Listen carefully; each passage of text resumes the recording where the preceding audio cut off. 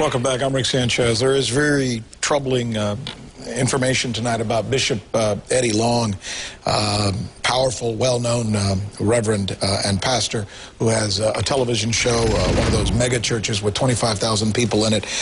Just looking through the affidavit, it reads with very specific detail how Defendant Long would come to this house where these boys were put to live and sleep, and he would sleep in the same bed with the defendants, how he engaged in sexual massages with them, how he increased the sexual contact to include, quote, oral sodomy. Overnight trips, Defendant Long shared a bedroom and engaged in intimate sexual contact with the plaintiffs, kissing, massaging, etc., etc., when the boys would travel with him on trips in private jets, sometimes flying back on commercial planes. Now, Eddie, how is it possible?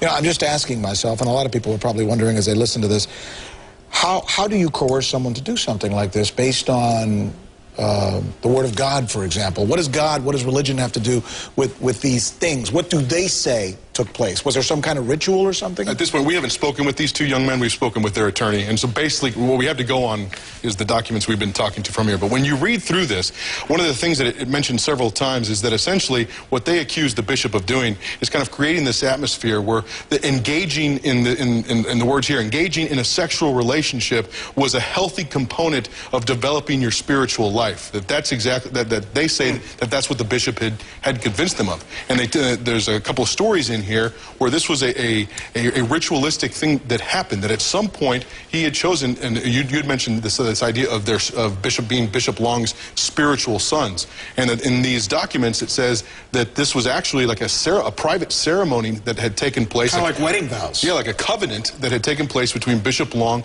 and these two men, where essentially the bishop is saying to them, I will be your spiritual father, there for you all the time. And they exchange jewelry? Well, the jewelry part is one of the other levels of intrigue here, is that a few months ago, there was a break-in at the bishop's office at the church, there at New Birth Church. It turns out that two men were arrested for that. $100,000 in jewelry was stolen from the bishop's office. That's one of these young men who's Maurice Robinson is named. We have the arrest warrant. He says he wanted to take away what this bishop loved the most, right. And that's why he's apparently referring to the jewelry. These material goods, and we have spoken. You mentioned we've reached out to Bishop Long's attorney. Why isn't he talking yet? They say that they're still going over these lawsuits. They tell us quickly, but his spokesperson and his attorney have said tonight that they adamantly deny these accusations, that they're disheartened that these men had gone down this path in filing this lawsuit. All right, listen to what we're getting from a lot of, not everybody, but there are some people out there who defend their minister, believe in him, love him as a man, and are willing to forgive him already.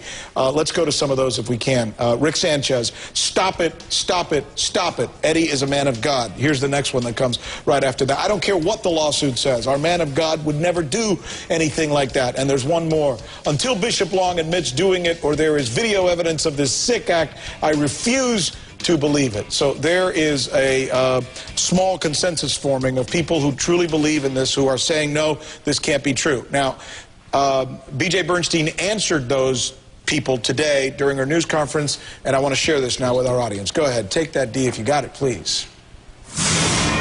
These young men were 17 and 18 years old. That is not child molestation in the state of Georgia. However, I will tell you this, and obviously my background, everyone knows I'm a criminal defense lawyer and a former prosecutor. When I met all three of these young men, I'll tell you the first thing I did is when